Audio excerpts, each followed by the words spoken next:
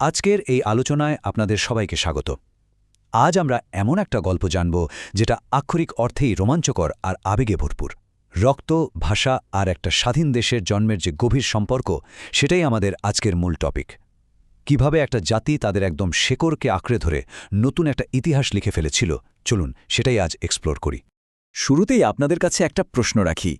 একটু ভাবুন তো, কিভাবে কেবল একটা ভাষার প্রতি ভালোবাসা থেকে আস্ত একটা স্বাধীন রাষ্ট্রের জন্ম হতে পারে?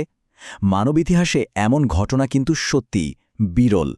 আজকের এই বিশ্লেষণে আমরা দেখব কিভাবে শুধু মায়ের ভাষার অধিকার আদায়ের লড়াই থেকে একটা স্বাধীন আর সার্বভৌম রাষ্ট্রের জন্ম হলো। এটা কিন্তু স্রেফ একটা ভূখণ্ড পাওয়ার গল্প নয়, নিজের ভাষাকে ভালোবেসে হাসি মুখে প্রাণ বিলিয়ে দেওয়ার এক দারুণ উপখ্যান। তো চলুন শুরু করা যাক। আমাদের প্রথম পর্ব পূর্ব পাকিস্তান এবং বৈষম্যের শুরু, সালটা ১৯৪৭।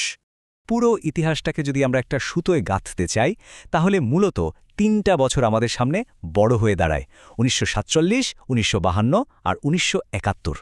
এই ৩টা বছর মানে এক একটা টার্নিং পয়েন্ট, কিভাবে একটার পর একটা জুড়ে গিয়ে একটা জাতিকে চূড়ান্ত মুক্তির দিকে নিয়ে গেল, সেই পথ চলাটাই সবচেয়ে ইন্টারেস্টিং। ১৯৪৭ সালে যখন দেশভাগ হল, আমাদের এই চিরচেনা নদীনালা আর সবুজ মাঠের জনপদ রাতারাতি হয়ে গেল পাকিস্তানের একটা অংশ, পূর্ব পাকিস্তান। কিন্তু নাম বদলানোর সাথে সাথেই শুরু হলো নতুন এক লড়াই। এটা তো আর শুধু ম্যাপের দাগ টানা ছিল না, বুঝলেন? এর ফলে আমাদের ভাষা, নিজস্ব সংস্কৃতি আর একদম বেসিক অধিকারগুলো কেড়ে নেওয়ার একটা ছক কষা হল। সম্পদ আর অধিকার থেকে বঞ্চিত হতে হতে এখানকার সাধারণ মানুষের মনে জমতে শুরু করল তীব্র এক ক্ষোভ। আর সেই ক্ষোভেরই প্রথম বড় বিস্ফোরণ ঘটল আমাদের দ্বিতীয় পর্বে, ১৯৫২ সাল, ভাষার জন্য রক্তদান এবং স্বাধীনতার বীজ বপন। ২১শে ফেব্রুয়ারির সেই উত্তাল দিনটার কথা একটু কল্পনা করুন। মাতৃভাষার সম্মান বাঁচাতে সেদিন অকুতভয় তরুণেরা বুক চিতিয়ে রাস্তায় নেমে এসেছিল। পুলিশের নির্মম বুলেটের সামনে সেদিন শহীদ হন সালাম, রফিক, বরকতসহ আরও অনেকে। এই নামগুলো কিন্তু শুধু ইতিহাসের পাতায় লেখা কিছু শব্দ নয়, এগুলো হলো এক একটা তরতাজা প্রাণের চরম আত্মত্যাগের জ্বলন্ত প্রতীক। এই আত্মবলিদান গোটা জাতিকে যেন ঘুম থেকে জাগিয়ে তুলেছিল। কিন্তু জানেন তো, তাদের এই রক্ত একদমই বৃথা যায়নি। এই রক্তের বিনিময়ে সব শৃঙ্খল ভেঙে বাংলা ভাষা তার রাষ্ট্রভাষার সম্মান ছিনিয়ে আনে। আর সবচেয়ে বড় ব্যাপারটা কি জানেন? এই ভাষা আন্দোলনের ভেতর দিয়েই আসলে স্বাধীন বাংলাদেশের স্বপ্নের বীজ বোনা হয়ে গিয়েছিল। মানুষ তখন ক্লিয়ারলি বুঝে গেছে নিজেদের ন্যায্য অধিকার নিজেদেরই আদায় করে নিতে হবে। আর সেখান থেকেই শুরু হলো মুক্তির নতুন এক চ্যাপ্টার। সেই মুক্তির আকাঙ্ক্ষা থেকেই আমরা পৌঁছাই আমাদের তৃতীয় পর্বে, ১৯৭১ সাল, স্বাধীনতার ঐতিহাসিক ডাক আর শোষণের বিরুদ্ধে একতা। দিনটা ছিল ৭ই মার্চ।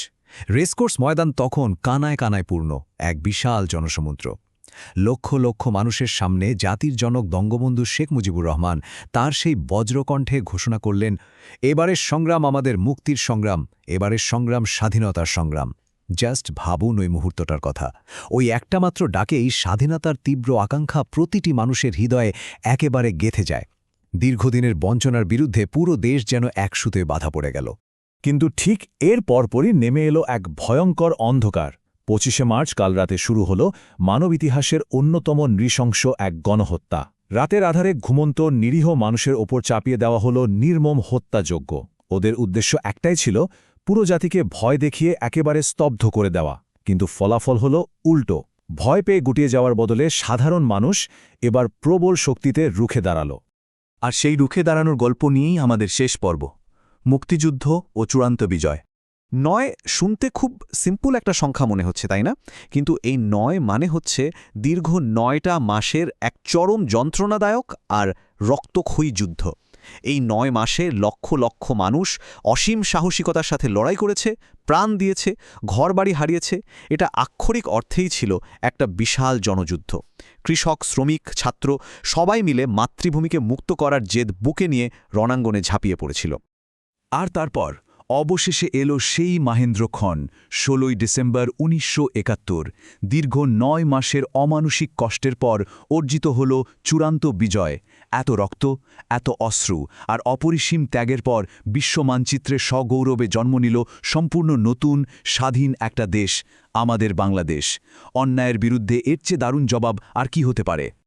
এখন একটা কথা ভাবুন তো, এই ইতিহাসটা জানা আমাদের জন্য এত জরুরি কেন? কারণ আজকের দিনে আমরা যে স্বাধীন দেশটায় বুক ফুলিয়ে হাঁটছি সেটা দাঁড়িয়ে আছে ওই অপরিসীম ত্যাগ আর দীর্ঘ সংগ্রামের এক মজবুত ভিত্তির ওপর। সেই 52 থেকে 71 এই পুরো জার্নিটাই হলো আমাদের জাতিসত্তার অহংকার, আমাদের আত্মপরিচয়। ভবিষ্যতের পথে সামনের দিকে এগিয়ে যাওয়ার আসল শক্তিটাই কিন্তু এই ইতিহাস। আজকের এই আলোচনা শেষ করার আগে আপনাদের জন্য একটা প্রশ্ন রেখে যাই, একটু ভেবে দেখবেন। পৃথিবীর আর কোনো জাতি কি কখনো কেবল একটা ভাষার জন্য, নিজেদের মায়ের বুলির জন্য এত বড় আত্মত্যাগ করেছে? মাতৃভাষার সম্মান রক্ষার্থে এমন বিশাল ত্যাগের ইতিহাস পুরো পৃথিবীতে আর দ্বিতীয়টি নেই। আর এখানেই আমাদের এই ইতিহাস সারা বিশ্বের জন্য এক দারুণ অনুপ্রেরণা। ভালো থাকবেন সবাই।